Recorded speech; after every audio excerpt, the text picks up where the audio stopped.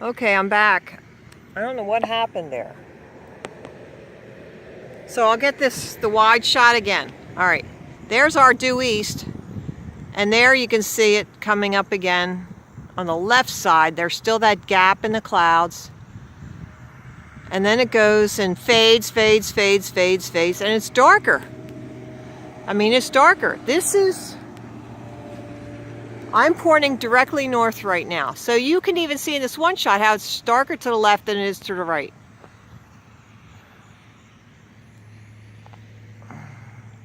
And it's getting darker, darker, darker, darker. I mean, we can see that's definitely darker than it is. And look at the light. The light is faded to the right. It gets darker over there. So the light definitely is from this one source, and it is not continuous. It's a beautiful sunrise, but it's not continuous. And then let me see. Oh, I think I had it leaning on that thing. That must be the reason. Over there on the left, it peeping through there too. So you would think it like be right in here.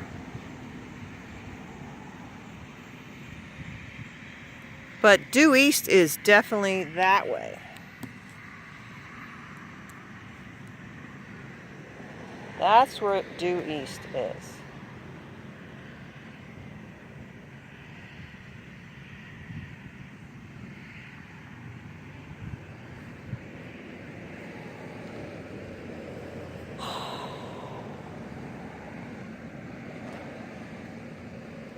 Stay here, baby.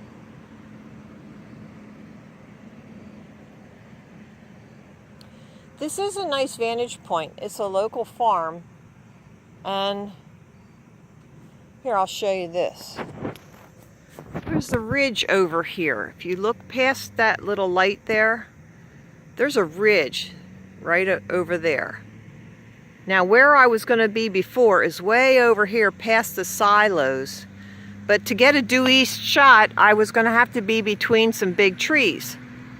So this morning, on the way here, on the way over to my other spot, I thought, you know, I'm just going to come up here to this big farmer and get in his fields, and this is where I'm at. Because that way I can see without trees.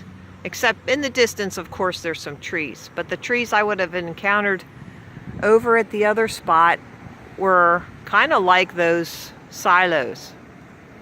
They would have been pretty tall, and I would have had to shoot the sun right between the trees and the silos there. That's the way it would have looked. So that would not have been as pretty, I don't think. Well, it might have been more scientific. So, come over here. And it's really getting lighter now. But you can still see dark, dark, dark, dark. Getting darker over there.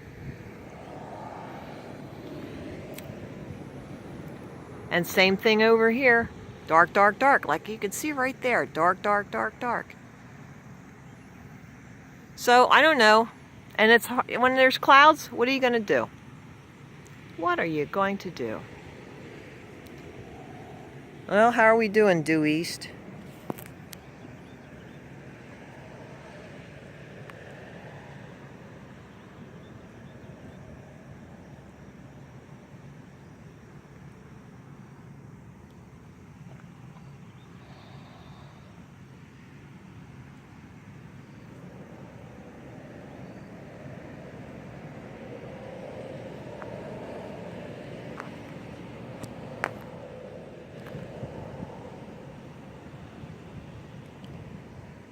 Now I got a little bit of wind.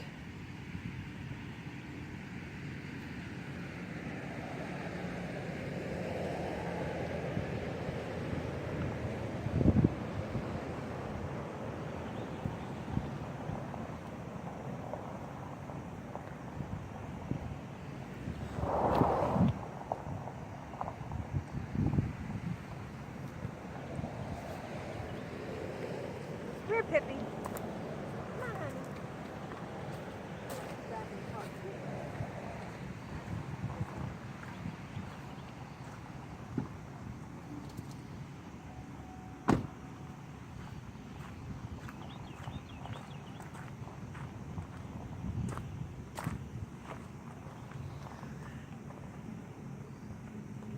I don't know if we're going to catch the sun at all.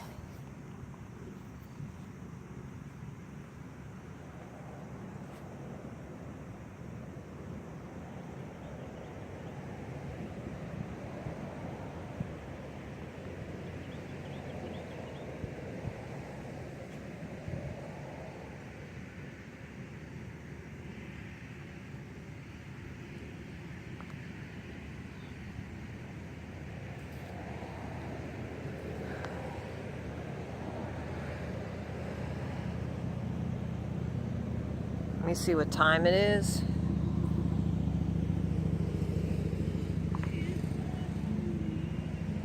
$6:30.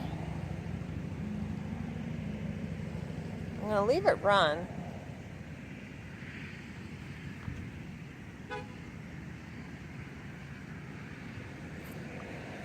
I'd love to catch this other one over here, but I don't know if I can catch that or not.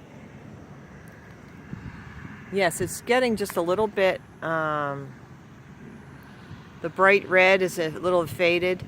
And you know what happened with this over here? It seems to rise a little bit. Seems to be rising.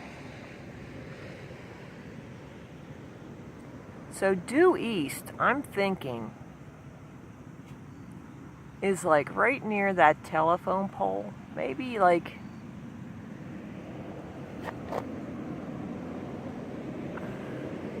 no, it's like not even there. It's like near between this telephone pole and the high tension tower on the right. So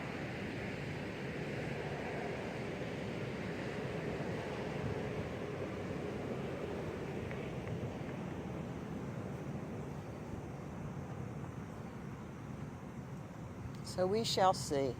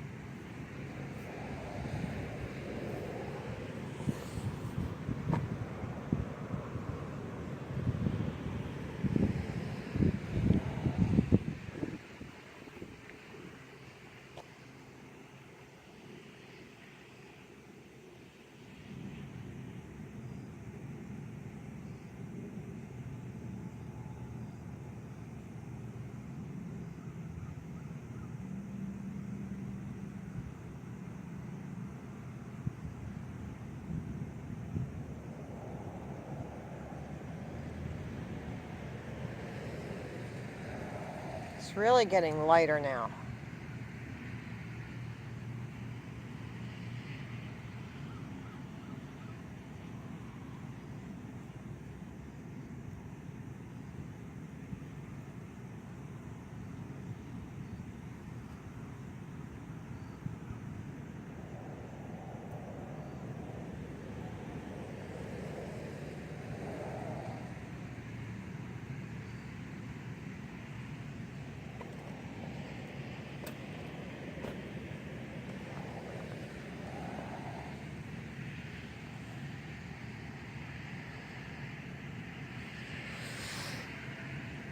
I'm gonna have to upload these. I'll just make them private, I guess, on my YouTube.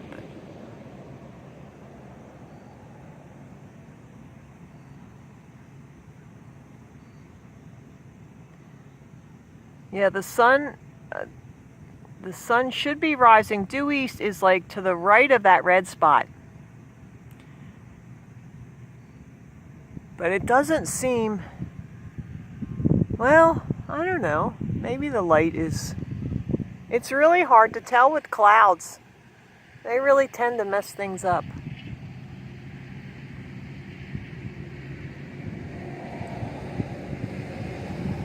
It's been 10 minutes. Let me see what time. 6:34. So 13 minutes. I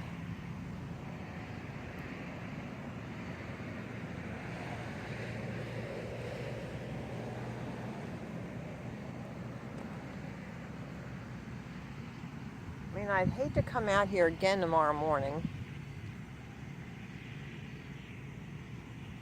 But in the pursuit of science, I will do it.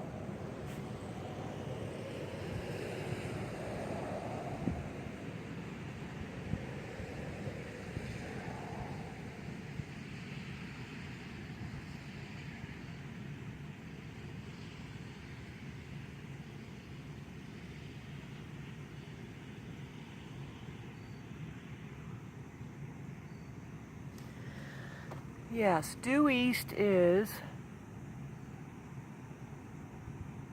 there's one telephone pole. Okay, the one you see, I'm at an angle here. Let me see if I can turn it.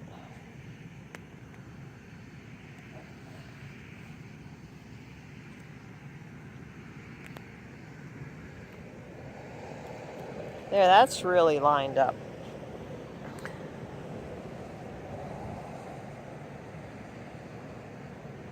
That's where due east is, right there. So it's like right between those clouds.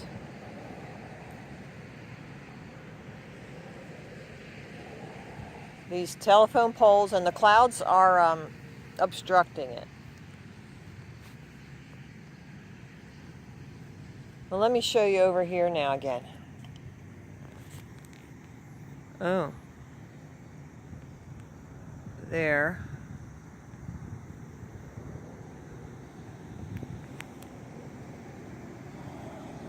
And it still is like, okay. That is north. And there's dark, dark.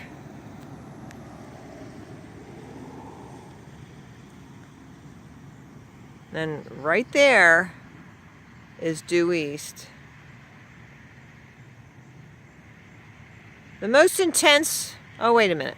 Look at the clouds. I don't know if you can see this, but the clouds there to the left, they've got really some red going on. And you know, that might not be the source of the sun. It just might be reflecting on the clouds. But the sun, I guess, should be red, putting out some red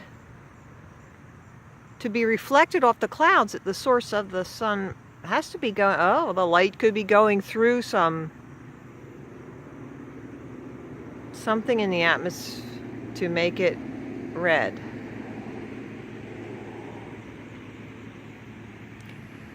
And then there's low cloud, low cloud, low cloud. And I'll show you due south is there. Right at the big old silo. There's south. So, oh, look on the clouds. It's really getting prettier.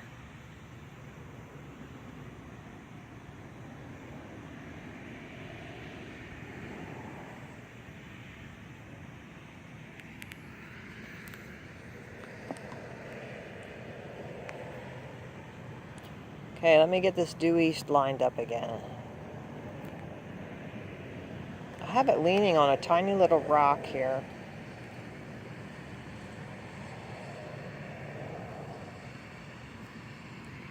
That's it. And it's really light out now. Oh, look at that. Intensity on those clouds over there. Really is nice.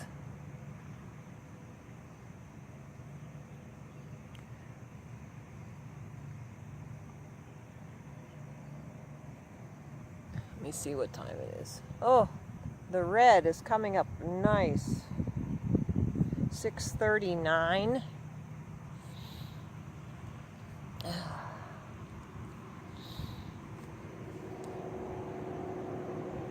Can you see that red on the clouds over there?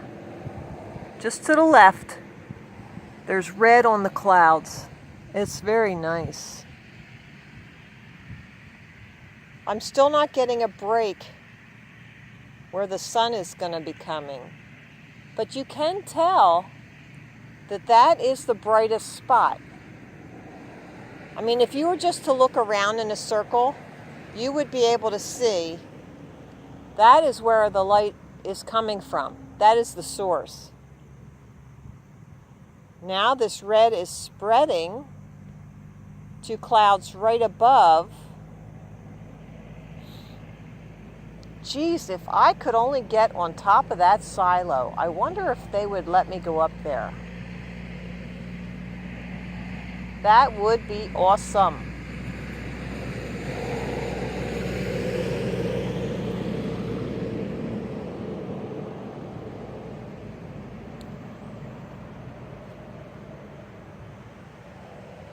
I know Scott goes up there and he puts the flag up, and then Christmas time they put up a star. This is a good family that runs this farm.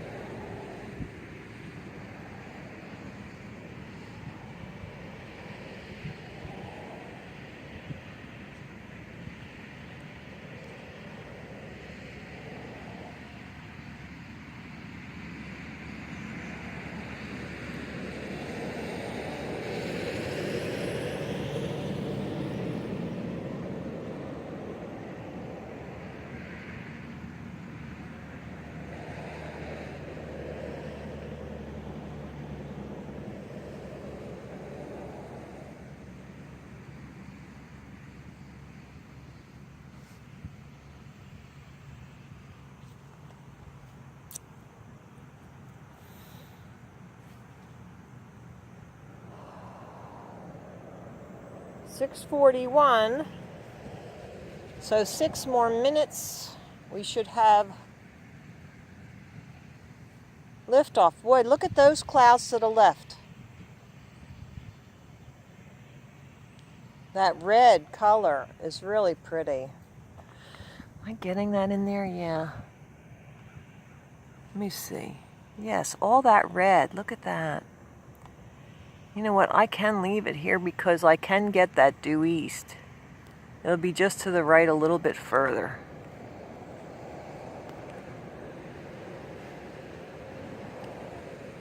The due east is between those telephone poles. The two closest. Like they're almost directly between them.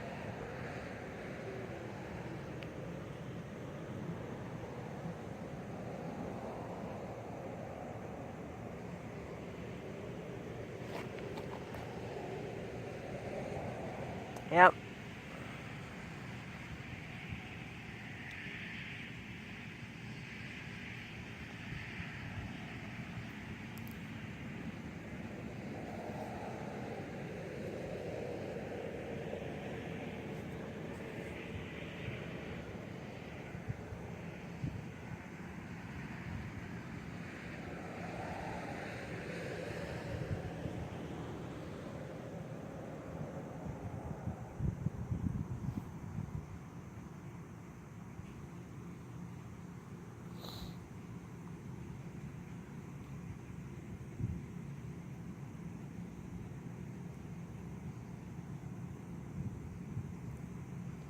Oh, now, if you look to the right, above that high tension tower, there's some really bright light on the edge of the clouds. Some really bright light.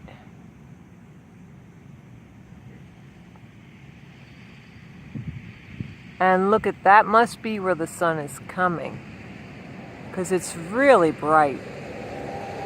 I just didn't want to turn it to the center because you'd miss all the red on the left. I know you guys aren't interested, but oh, Look at that. You can tell that is where the sun is going to be coming, right in there.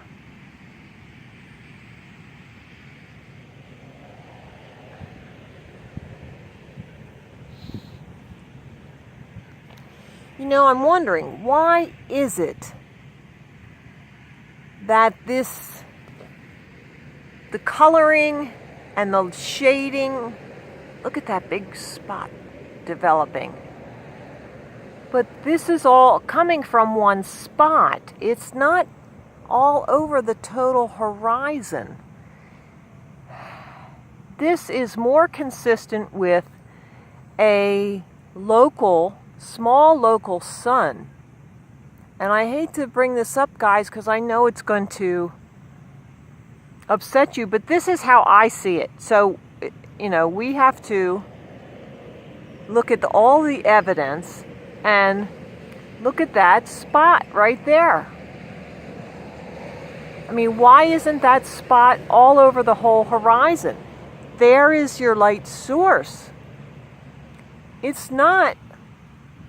I'm going to put this back and more in the middle now again. I don't want to touch my button though.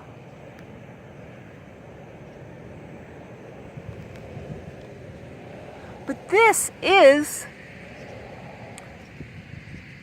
consistent with a small local sun that is close. It's close. It is not.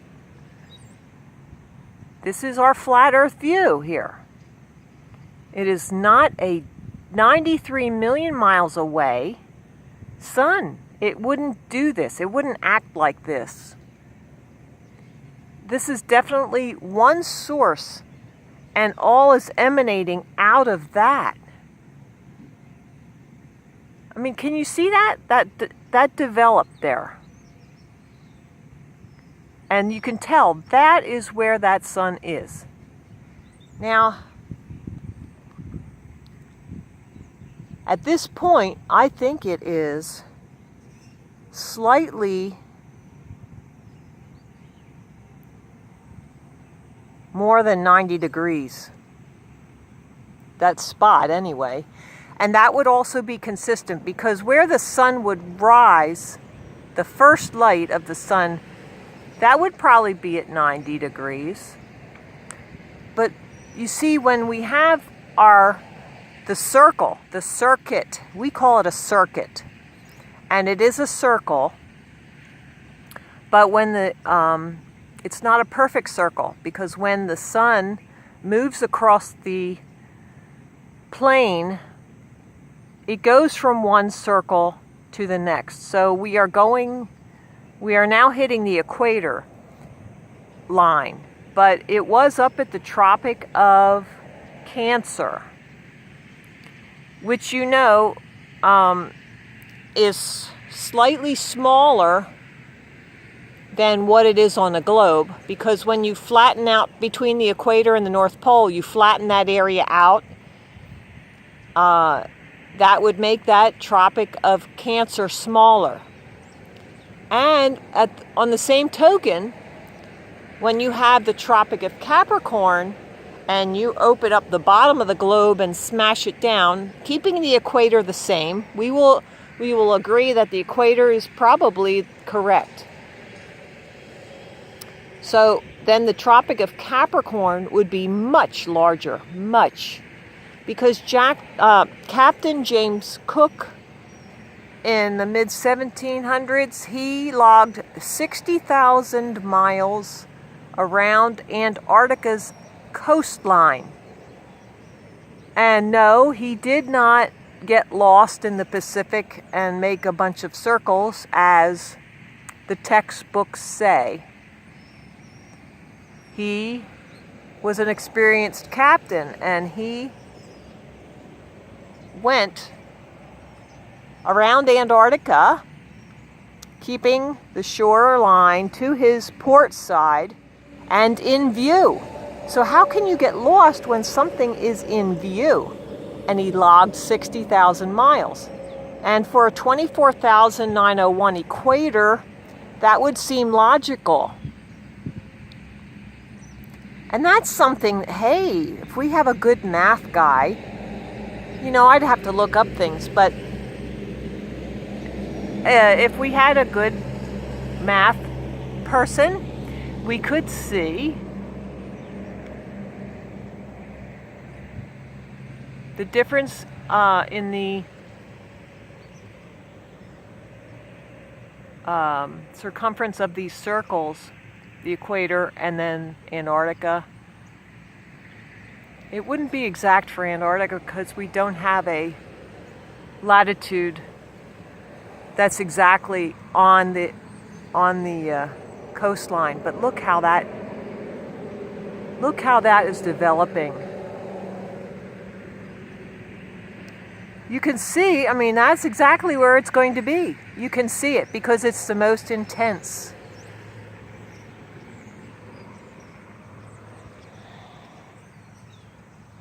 And it's 6:50. So there, the sun must be up. I just can't get it. But since it came up, now it will go directly, not directly, but it will go on an angle toward the right. Because it is following its circuit, its circle above the plane. So it will go to the right. And also at a sunset, it will also set to the right. It will come across the sky and go on a circle.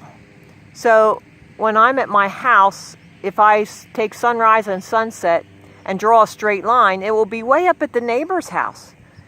It would be directly over the neighbor's house. But no, it's down to past beyond my house. So it is definitely on a curve. It is not a straight line. So what a beautiful sunrise this is.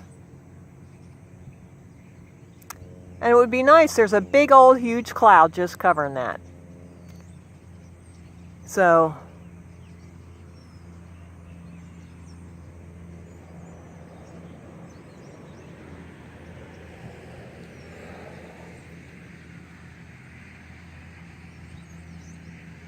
yeah, you know, to be a scientist, you have to be open-minded to all evidence.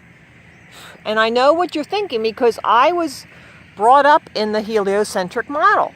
So, you know, now I see the world differently. So it is going to be very, very hard, especially when your life's work has been in a science field and you think you've been very sure of everything that you've done. And, you know, things can work. But you might want to change, you know, just look at some of the formulas that you've been working with even. Whereas, you know, a calculation might have been made more difficult to disguise that you're adding something in and taking something out, to like compensating for the sphere when it wasn't necessary. I don't know.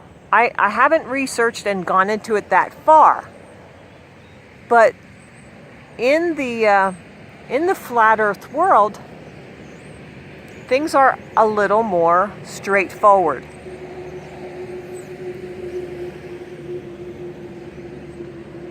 Look at that, very pretty. But you can definitely see that is where the sun is, right where it's most intense, straight ahead there. So yeah, and it's going to be moving to the right because I can already tell it's moving to the right. The intensity is moving to the shifting, not shifting. Shifting means lateral. This is moving like on an angle.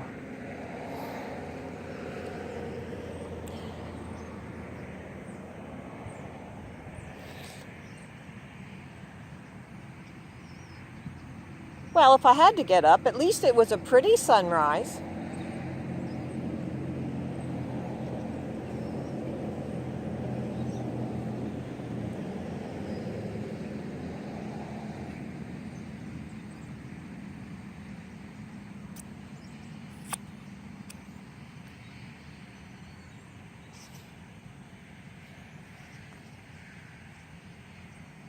I would love to see the sun at least.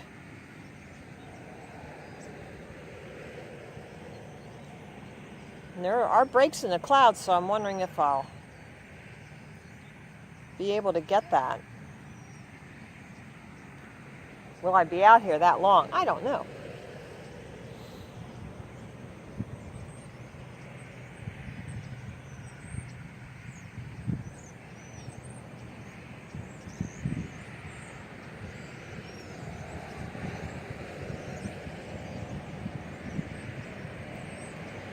And there's something else you ought to know, is I don't really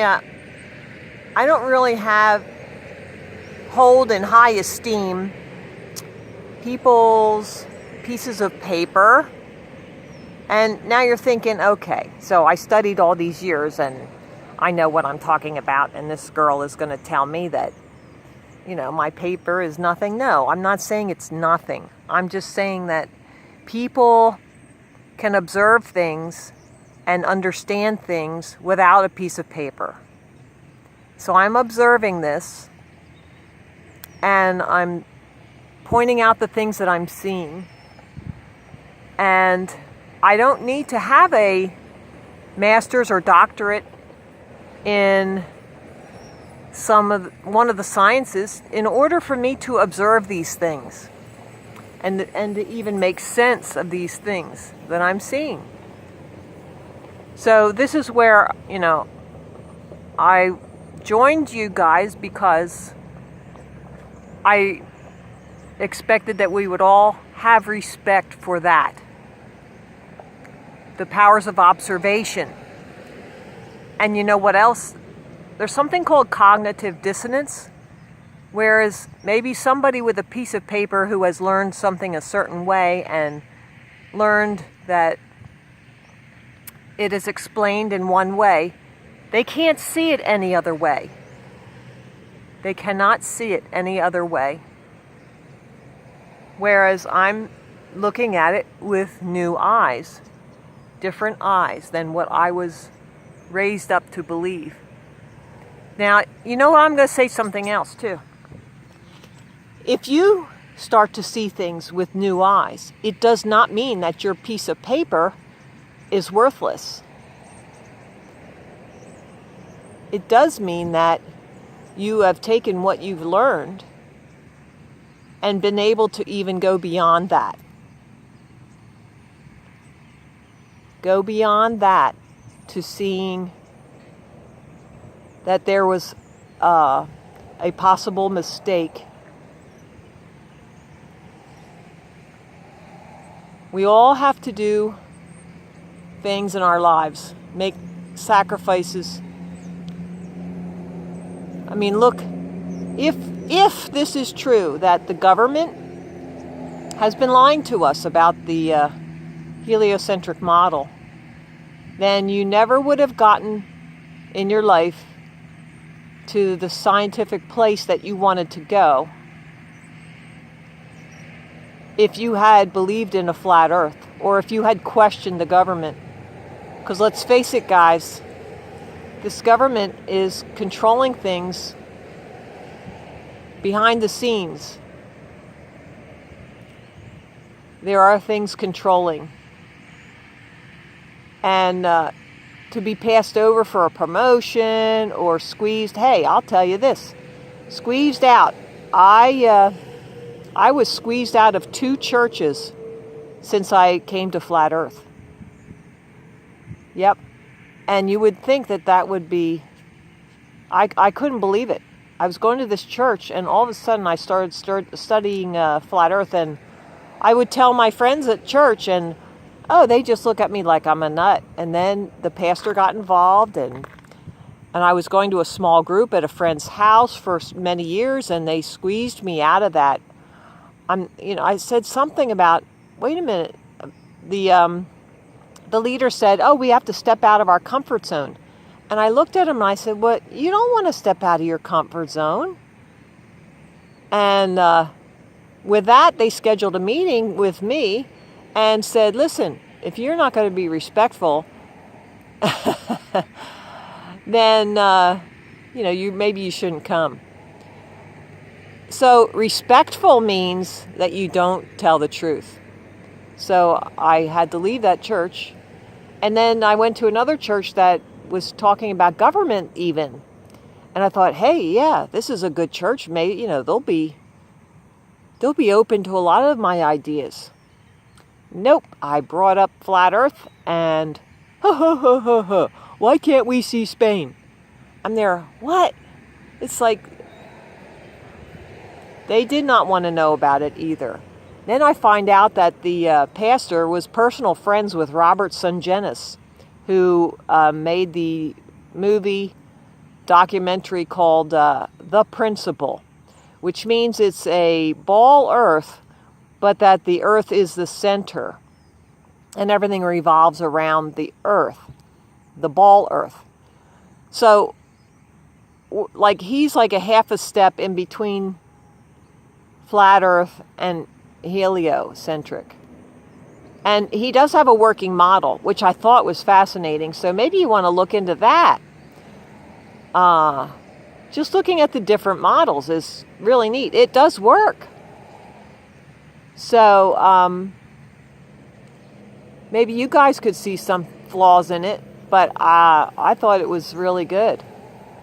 So flat Earth is just another step towards or away from the ball yet.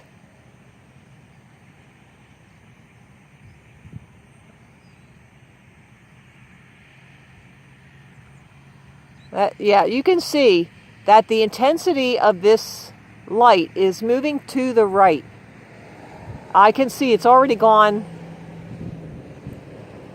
a whole telephone pole away. It's more now to the right big telephone pole. And I don't know if you can see that high tension tower. Actually, the one telephone pole is a high tension tower, but it's a different kind. The old style looks like a man standing there with two arms, and he's to the right. So it's moving that way to the right. Yeah, it was definitely, I would say it was at due east, but now it's like, well, let me see if I can move this thing here. Yeah, it's moved a good 10 degrees maybe, from what I can see. Let me see if I can turn my trusty phone flashlight on and see if I can find it.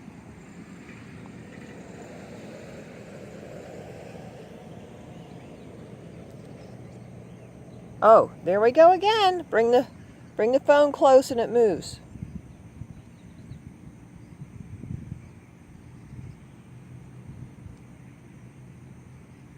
$120. Yes.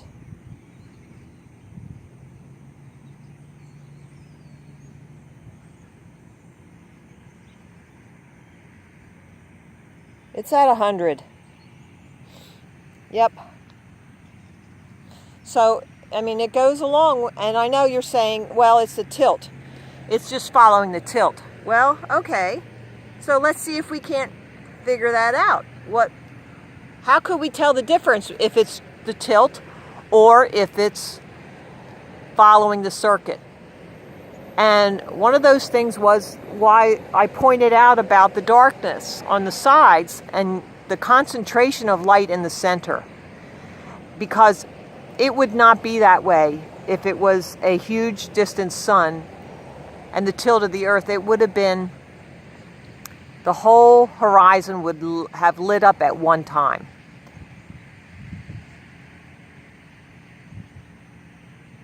I might get the sun, because look, it looks like it's starting to peek out behind some of those clouds. If I can get just a direct beam, that would be awesome.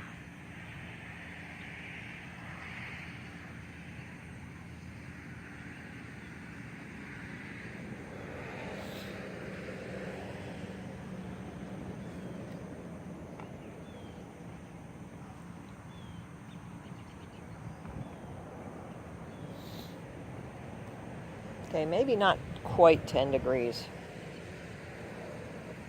Yeah, more like 5.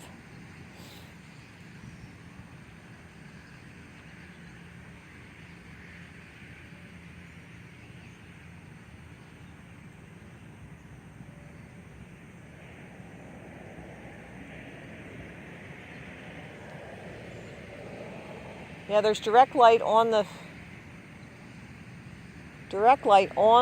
silos now. You can see the, I don't know if you can see that or not. Oh, look, we might be getting a beam coming at us. I don't want to move the camera and miss that little sunbeam. Starting to get bright. And did you know, I'll tell you, there's something called sun gazing. And I've done it, where if the sun is low in the sky and it's like orange, you can gaze at the sun. For several minutes, you can work yourself up to it. And it's actually very healthy. It helps to illuminate your mind. That's what they say. But it, like, the light wakes up your brain. Oh, I think I'm getting some of the sun. Am I getting it? It's really getting bright. Am I getting a direct beam? Yes, I think I am. I think that's it. Yes, I think that's it. I think there it is. Here comes the sun. Da da da da. Here comes the sun. I say it's all right. Beatles tune. We're all old enough to remember the Beatles, aren't we? Yes, there she is. And when you stare at it, you get the little, like, halo around it. It's awesome.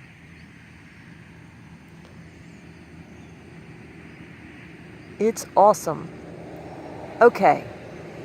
I think that's about all I'm going to do for today.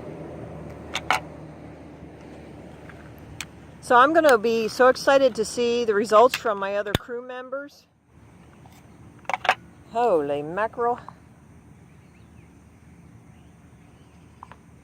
Wonder if Karen even woke up.